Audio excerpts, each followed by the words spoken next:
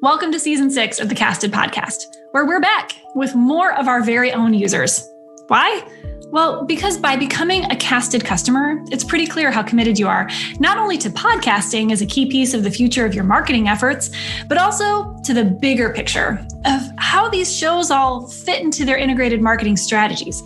So these customers, these users here of Casted are the most forward-thinking brands that are harnessing the perspectives of experts with their podcasts. And then these customers are ringing out those interviews by amplifying them out across other channels. They're practicing what we preach here at Casted, and I want you to hear all about what they're doing, why they're doing it, and importantly, how you can do it too. I'm Lindsay Chepkema, CEO and co-founder of Casted, the first and the only amplified marketing platform made for B2B marketers. And this is our podcast.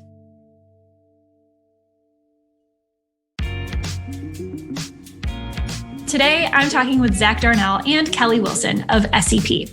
When the pandemic shut down live events and really wreaked havoc on their marketing strategy like it did for a lot of companies, Zac and Kelly decided to pivot and created their own show, Behind the Product. 11 episodes in now, and they've brought stories of how products are planned and developed to life. Stories that in many cases would never have been told if not for the podcast. An experienced podcaster in his own right, Zac outlines his ingredients for a great show, including manageable frequency, a defined audience, a passionate host, brilliant subject matter experts, and of course, outstanding content. Valuable content that doesn't exist anywhere else on the SEP website. In this episode, Zac and Kelly will share with us just how powerful a podcast can be for marketing.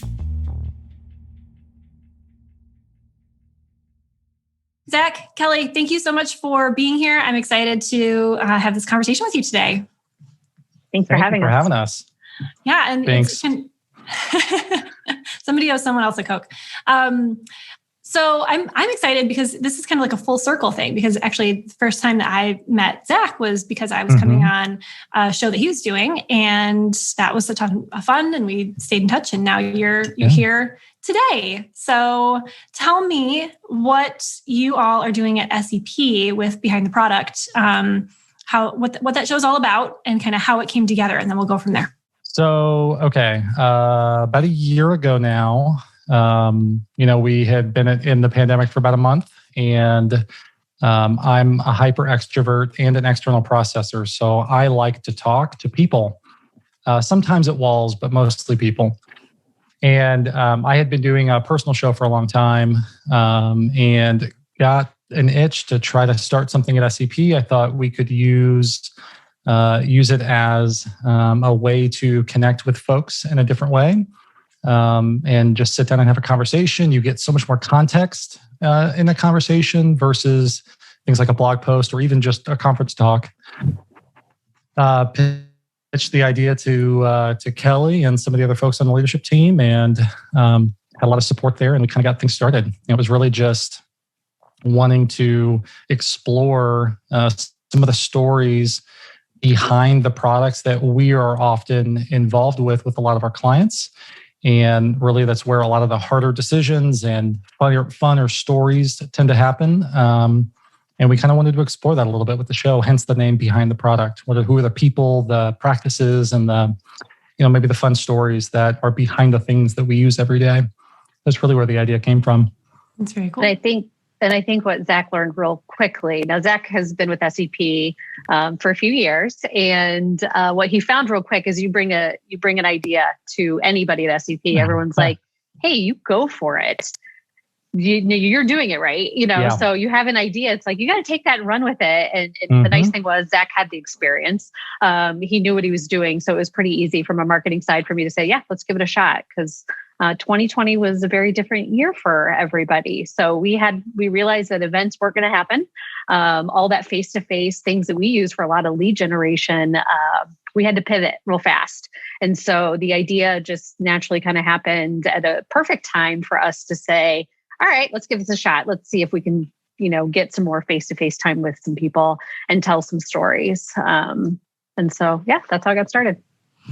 So tell me, Zac, how is it different doing a show for your company than it is to do a show like personally. Now the show, the other show that you have, I mean, it's still like a businessy, it's like kind of still a B2B podcast. It's not like about brewing beer, right? It's still about tech and leadership and stuff, but this is on behalf of your company. How is it the same? How is it different? The stakes are higher because I feel like I'm now publicly representing 160 other people. So I definitely feel that pressure versus me and a buddy of mine just happen to be interested. We work in tech. We love to geek out about companies and growth and that kind of thing. That's just us having fun in something that we enjoy. This feels like, oh, okay, I better make sure that I show up with the voice of the company and the people that work in its building. So yeah, the pressure was definitely very, very different. I was very, very concerned with, I don't know, saying something silly and asking a dumb question or giving some silly anecdote that somebody would go, is that really how we feel about these things? Is that really how we do it?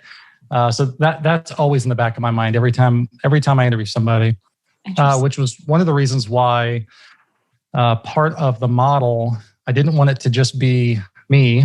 I wanted to make sure that there was always a co-host from SEP, whether it's a maker, one of our directors who are responsible for like the fitness of our practices, was there with me to help drive those conversations and ask questions from the people that really, they're the ones that really do the work, that are really the experts, not me.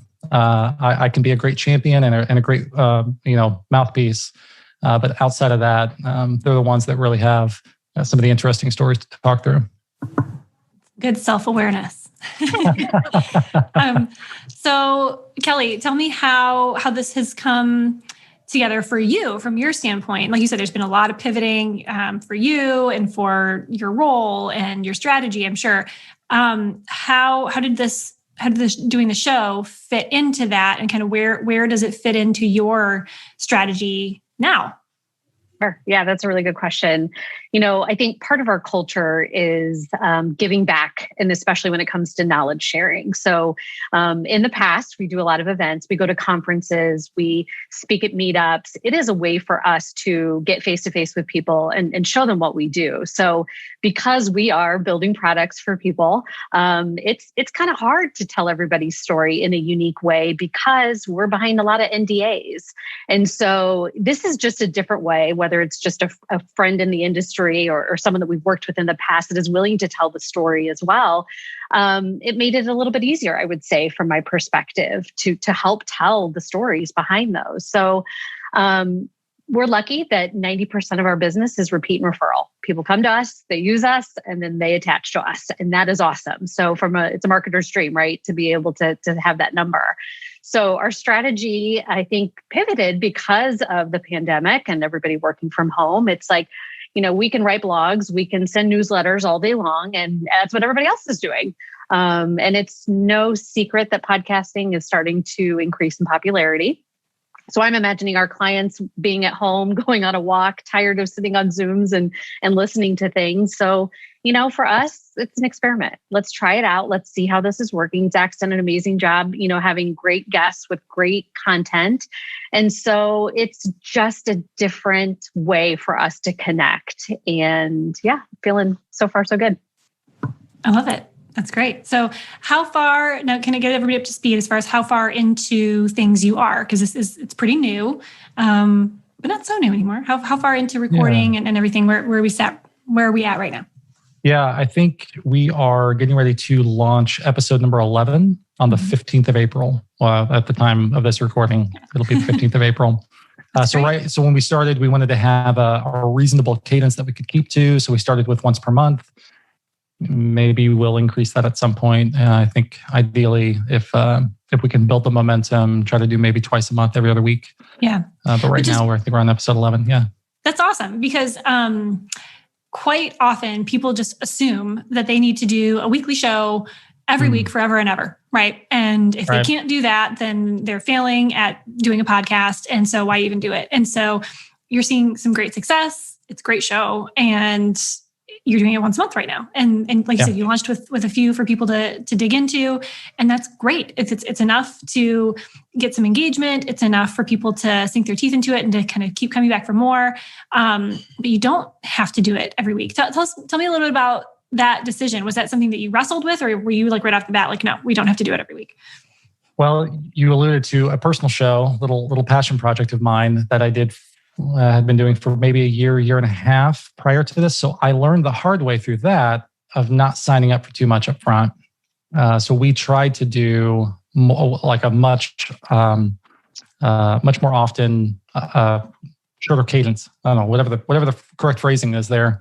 We're trying to do once every 2 weeks as a passion project, not a full-time job. It's hard to keep up with that. I mean, there's a lot of coordination that goes into, hey, do you want to be on a show? Yes or no? Awesome. When can you talk? All the mechanics behind the scenes of launching just a single episode. There's a few hours of work there that you kind of have to keep up with, and keeping that pipeline and momentum going. I kind of learned the hard way that starting, a little bit less frequent was probably a good way, and you can always increase that frequency in the future if it's something that takes off. If you want to double down on the time investment to get those episodes out. So that was really what influenced, I think, a lot of that decision. I don't know, Kelly, where your head was at when we talked about that. Yeah, I think I was cautious. This is not Zach's primary job. He's managing project teams and working with real clients and delivering real products. So like I kind of joked earlier, like, yeah, you signed up for it. You've got to help find the time to do that. And my concern is the commitment, right? If you say you're going to do this, like we got to be able to perform every single month and deliver something that people want to listen to. This is not something we can just like, okay, let's just do one real quick without it being thought out. So we wanted to do it like we normally do with everything. We wanted to keep our reputation high and make sure that we're producing quality stuff. So I think it's been on point. Yeah. No, it really is. It's a great show. And you can tell, the bar is high, and you can tell you're putting a lot of thought into it. There's not like, oh, let's just go talk to someone and just time to do the show for the month. I'm interested, Kelly, in how you said, if we're going to do this, we got to do it right. What does that look like for you as you've kind of gotten into this for the first time? And how did you approach this and say, okay, this is who we're serving, and this is kind of the strategy behind it? How did you start to formulate what the show would look like, and who all was involved in that? Yeah, that's a good question. I think obviously finding a void in the market, like what's already out there, like what are people not already doing? Whether it was people talking about brewing beer or, doing other things, like there's a lot of podcasts out there. So how do we stand out? And it also had to stay core to what we do. Zach could have a love for bicycling and he could want a podcast, but I'm going to say, yeah, it's not worth your time doing that. Right. We have to stay core to making sure that we are communicating in a way that tells the story about products. We want people to learn something. We want them to walk away and say, all right, where's the meat? So whether, he's coming up with a list of guests, and these, like I said, this could be a variety of different friends in the community. It's taking a team of people. Zach's got a Trello board of potential people he can talk to, and we're trying to flesh out, like, is the meat there? And we're taking recommendations like, hey, this would be a great person to talk to as well. And sometimes those are happening inside projects. Sometimes they're happening outside of SEP. If someone's running into people in a variety of different communities, there's a lot of smart people, and there's a lot of people who don't have the opportunity to tell a story, hence the name. So there's a lot of goodness there. So I think from a marketing perspective, it's making sure that we stay core to who we are throughout, and not compromise the good content. So Zach, you might be able to add more about the who behind it, but. Yeah, I think in my head when we first started talking through this, there were three, main categories of people I thought would be fun to talk to. Clients of ours that, we could talk about. Like Kelly mentioned, we have a lot of NDAs and privacy behind a lot of the work that we do, but sometimes we can talk about those engagements. Other, I don't want to say potential clients, like not from a sales perspective, but just other people in maybe non-technically first verticals, so not digitally native companies that are looking to go kind of down a digital path or a technology path, become a technology company. I find those stories personally interesting because I think that there are a number of different paths that those folks can go down, and I think it's fun exploring that. So that was kind of a secondary category. And then other thought leaders in the industry, we're really big fans of guys like Jeff Patton or Troy McGinnis that speak a lot about ways of building modern products today. And I think spreading those messages and injecting them inside of the stories that sometimes we get to be a part of was a fun twist as well. So those were kind of the three kind of the buckets of folks that I thought would be really interesting to explore.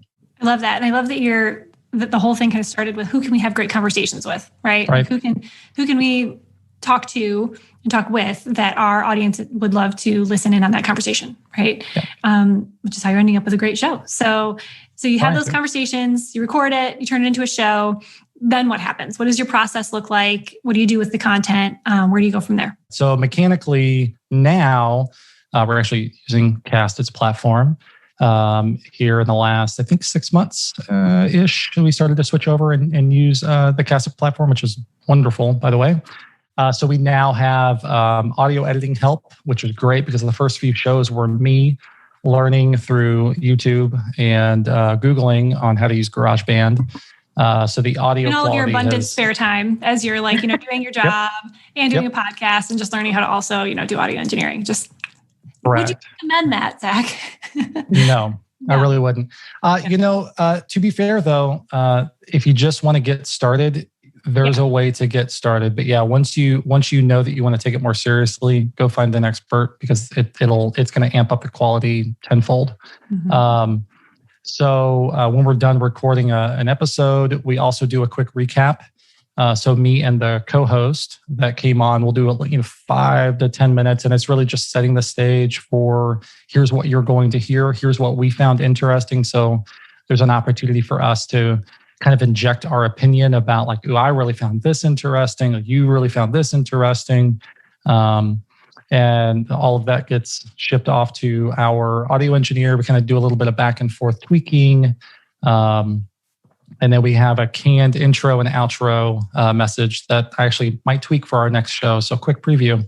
And then there is another employee of SEP. Maddie is awesome. She's on our biz ops team and has joined Kelly and I along with our graphic designer, Justin, who does all the graphics and visuals for the show, for all social media and all the things that I know Kelly has probably a checklist of all the things that we have to do when we want to launch an episode. So Maddie and I kind of tag team some of the key takeaways that we use on the Casted platform, try to put together all the guest info, guest bios, all the metadata that goes along with the show notes, show descriptions prior to a launch, and then put everything up on the Casted platform and hit launch. I know there's more stuff behind the scenes that I don't know about, Kelly, that I'm sure you could talk about. There's other stuff that you and Maddie do. Yeah, I think it's, it took us a few months to figure it out, like Zac said, and having Casted, to kind of help do this has been really helpful. But we're now plug and play. Like we're at the point now where we feel great about the system in place to be able to publish it. There's no surprises now. So, we were lucky enough that we spent some time redesigning our website in 2020. So that allowed for us to build a page for the podcast in the same process. So integrations with WordPress and being able to do that was really valuable for us and really good timing that we didn't realize until we started using Casted. The really interesting thing about the podcast is we don't have this content anywhere else on the website. So the meat inside the audio is not anywhere else. And that's where I think podcasting is really unique. And being able to use transcription now and, and the little audio transcript, the snippets and, all the various things like that we can use on social media has made it a lot easier. If we were having to do that manually, it would have, we would have probably given up long ago. So we do share it out on social. We are putting it in the hands of individuals just to kind of play. Let's test it out. Let's put it on LinkedIn. Zac will post things. I'll post some things from the company, and we find that obviously people that are guests on the show, they're going to share it too. Mm-hmm. And that's what, again, any marketer's dream wants that to happen, and it happens. So it's been working well. It's been working really well. I love it. And I also love how you are approaching it as an experiment. You said that a couple of times now. And so tell me more about that. What are you watching for as indicators of like, time to try something new, or this is working well? What are you, and I'm not even saying numbers. Like, I know you're not like, we just need to get to this number and that will be success. But like, what are some of the things that you kind of look for? Like, this is going well, or we tried this and it didn't work so well. Time to try something new. And I'm thinking that maybe this is even like kind of the culture of who you are as a team and who you are as a company. But like, what does that, this is all an experiment, mean to you as far as the show is concerned? I think from my perspective, like I said, the content is this is the only place that it lives. So are people talking about it? And again, socially, that can happen really easy with a like or a retweet of any sort. And I consider it a win, because if they're not doing it on any of our other posts and they're doing it on this, then to me, that's a really good thumbs up and validation that people are listening. I think we have learned a few things. We learned that, hey, my genius brain was like, transcription, that's awesome. That means free blog posts. Like, that's going to make it really easy to do blog posts after every single podcast. And then we tried it and we're like, oh, that is awful. No, that's going to take some work. We're going to need to do some massaging of what the transcription equals to a blog post. So we learned that is going to take some time to do. And we pivoted real quick on how we were going to do that. And we tried. So we'll push that out. We'll see how many, impressions we're getting and what's happening, I think, organically. I'll admit, we're not putting any money towards the podcast right now. We're not spending AdWords and dollars to it. It's a cheap experiment in my mind, because we want to see what's going to happen right now organically. So we'll learn in the next couple months what that means, and we'll try different things. So for me, that's kind of what it means at this point. What Kelly said. No. Ditto. Yeah. I mean, it's easy to look at metrics and, try to draw some conclusion as to, why did we get 30 listens over here and 50 listens over here? But, I think that only becomes an input. I think some of the anecdotal feedback from guests and from, maybe folks that do drop a comment or, a handful of impressions on things like LinkedIn, conversations with folks that I know have listened to the show. Hey, I really enjoyed I got a lot of great feedback on the episode that we did with Lessonly a few months ago. And quite frankly, I really enjoyed that conversation. Our guests, Jackie and Casey, were just really, really fun pair. And our director of UX, Noelle, joined me for that. She had a great connection with Jackie and Casey. That's that bridge for the dynamic of having a co-host on the show, because I didn't know them, was just phenomenal. I get to kind of like fade out into the background. My voice gets quiet, and Noelle, in that conversation was able to, have a really just fun conversation with a friend and, her coworker about their journey. And I think that really showed through. So I got a lot of, again, anecdotal, hey, really enjoyed that episode. I love it. And that's a good just kind of gut check for me to go, oh, okay, great. So that dynamic of having a co-host that has a personal connection to our guests, that really works well to kind of help bridge the audience into that conversation as well, if it's doing the same thing for me. Yeah. So it's little things like that, I think, that we've learned over time that become more powerful for influencing how we, tactically establish like who our guest is going to be. Now, who's the co-host going to be? Okay, now what are we going to talk about? Yeah. Those stories and those experiences kind of shape how that works out. Well, I love that too, because it sounds like this is part of who you are, part of who your team is, kind of how you approach things. Because I think far too often, especially with podcasts, but I think with anything, is you put together a strategy and you're like, how are we going to do this show? And here's the format. And you just press go. And every single time it's exactly the same. And it's like, no, this is how we do it. And it sounds like you're really open and receptive to, I want to try this thing, or we should try this thing, or somebody had an idea of what we should try, or we tried that and it didn't go so well. So let's maybe try one more time, or let's try something new. That's so important, is being receptive, paying attention, being willing to try new things, and also to give it time. You're only 11 shows in, which on one hand, that's when you start to get some of that data, even just anecdotal. I'm not even talking like metrics, but just some of those kind of that just feedback, and being open enough to say, hey, we're still just getting started, but what do we know now that we didn't know, 11 shows back? And how can we continue to tweak things as we go? And I think that's a really important mindset to have. And I think the other thing I just thought of too, Zach, wanted to mention is like, we have 150 employees inside our company. So talk about the biggest critics. Like, what an opportunity to have people give us feedback on a show, and that's, what we love about people. We love giving feedback. We love getting feedback.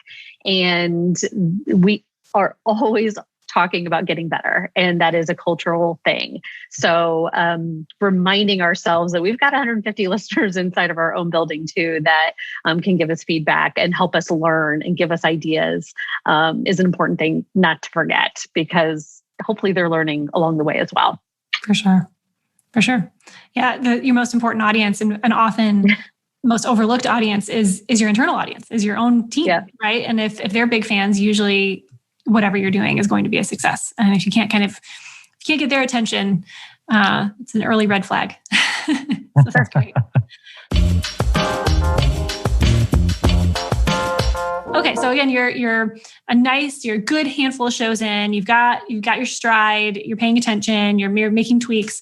What is some advice that each of you would share, that you've learned along the way, for somebody else who's not quite to where you are yet? So early on, again, part of the reasoning, at least for me personally, just given my personality trait, when, in the midst of this pandemic, in the midst of this time when we are severely disconnected as a society, this was an opportunity to do the opposite. Let's connect more, albeit all over Zoom, and chat with folks. So I think there's oftentimes fear of reaching out to people that you may not have a deep relationship with or know personally to invite on your show. I'll say it this way.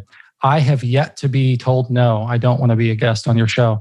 Mm-hmm. I'm no one. Like I'm not important. I'm not like, I'm just a guy in the indie tech scene that likes to talk on a podcast and work with folks.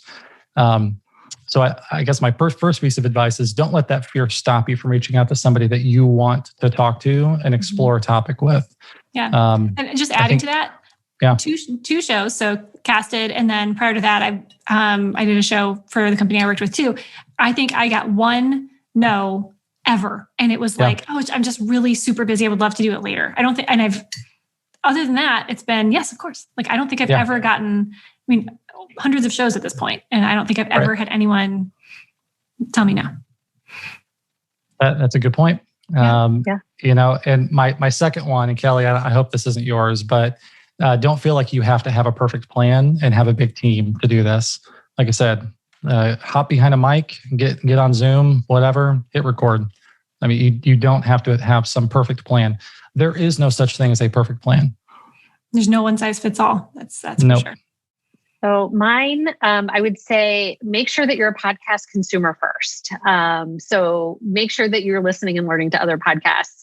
I listen to podcasts, I would say, prior to us launching one, but you're only listening to certain ones, right? So you have this opinion, or people are going to have a judgment on what it's going to feel like and what that experience. So from a marketing side, I would say make sure that you are a consumer first before you make any judgments.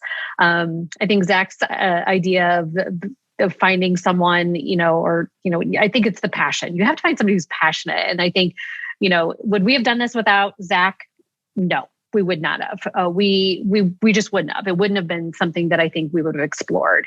So the fact that he, came with the idea, was passionate about it, and followed through is something that I think is really key with anything. And And I think the other thing, and my biggest concern was about the focus. I have listened to podcasts where I'm like, woo, it's all over the place. And so when you spend the time and you're ready to listen to it and you're like, wow, this is not what I thought it was going to be, like being deliberate about the content and making sure that, for us, people know what to expect with you is really, I think, is what keeps them coming back. And yes, experiment, try all the new things because it's a low risk. I love it. Well, yeah, I love great advice. Thank you for sharing. I think that's a great place to leave it. Thank you both for being here. Thanks for creating a great show and for sharing what you've learned along the way. Thank you. Thank you so much, Lindsay. Appreciate it.